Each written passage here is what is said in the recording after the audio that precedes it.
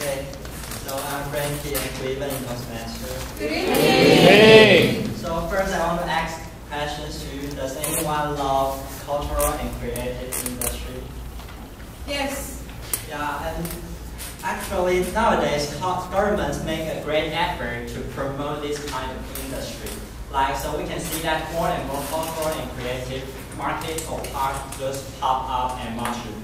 So in Taipei, the Songyan cultural and creative art is really famous, and also in Tainan we have such as Lansai.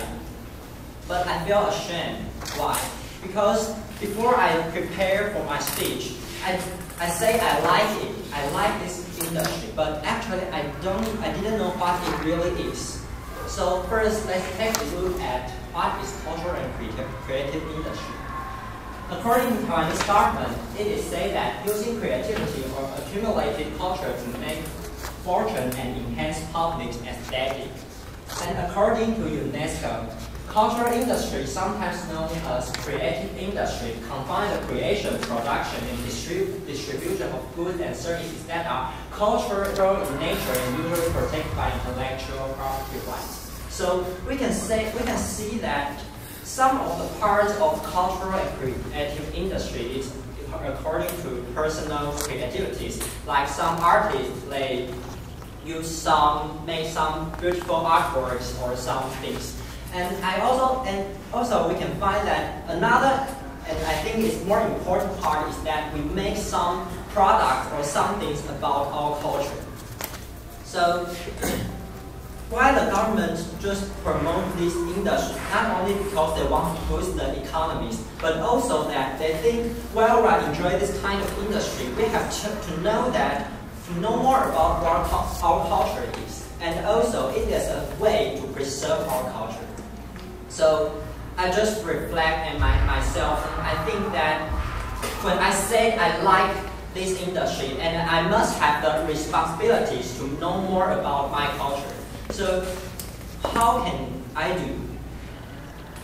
The first and the most important things I think is language.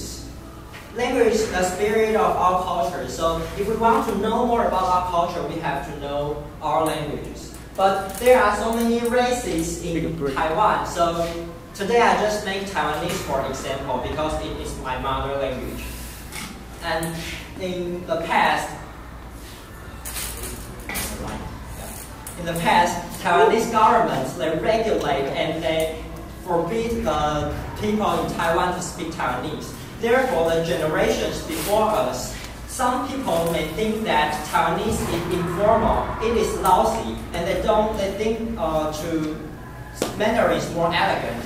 And this caused that in our generations, less and less people speak Taiwanese, and they think that Taiwanese is not important, it's not useful.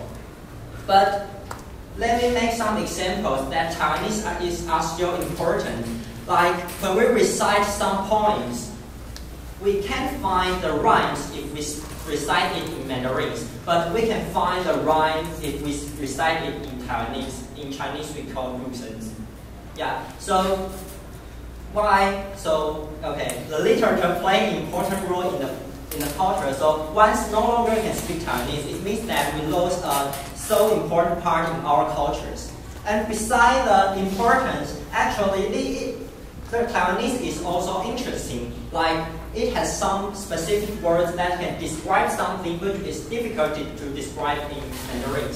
Like if you want to describe some food which is chewy, like noodles or muaji, that kind of dessert. So most of the time we use an English letter to describe it. Does anyone know what's letter? Q. Yeah, it's Q. We use Q to describe it. But why? Because when we say in Taiwanese we want to describe this kind of food, we use this to say that this food is so cute. So you can see that Taiwanese is really interesting and also it's beautiful. So why don't we learn it? So after I make these examples, I don't think I have so much time to make my speech not persuasive. And if some of people you still think that cultural issues is not so important, I think it's totally fine because people have their own goals in their lives. But if you are the people who also like cultural and industry as me, and you also think that who you are and your culture is important, then please find what your mother language is and just try to learn it. And if you have known it, you can use it more, appreciate it. And the most important of all, you have to be proud of your language, be proud of your culture and who you are. Thank you.